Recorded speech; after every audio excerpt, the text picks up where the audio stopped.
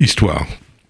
Alors bien sûr, il y a l'élément anecdotique dans l'histoire, n'en faites pas toute une histoire drôle, et puis bien entendu, l'histoire racontée aux enfants, j'en ai raconté beaucoup à mes enfants, et j'en raconte maintenant à mes petits-enfants.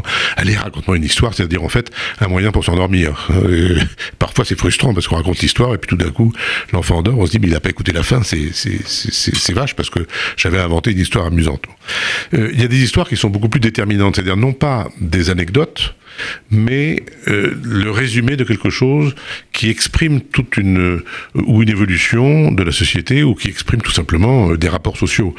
C'est ce que le philosophe Gilles Deleuze appelait, lorsqu'il parlait d'un personnage qui vivait une histoire, un personnage conceptuel. Par exemple, Sisyphe est un personnage conceptuel utilisé par Camus pour l'absurde. Don Juan est un personnage conceptuel il a été utilisé par Tirso de Molina, il ne savait pas que c'était un personnage conceptuel, bien sûr, pour montrer ce que c'est que la remise en cause de la religion et de la vertu.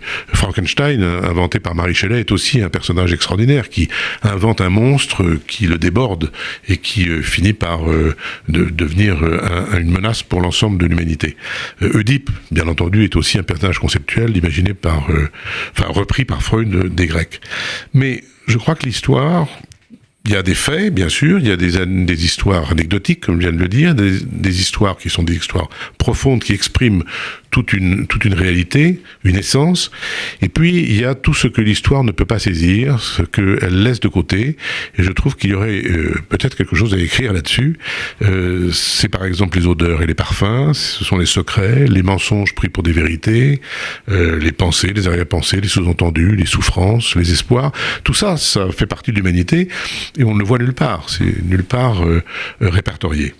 Et donc, comme l'univers qui a des milliards et des milliards de galaxies, mais dont les astronomes nous disent qu'il est surtout constitué de vide, je pense que l'histoire est une immense accumulation d'oubli.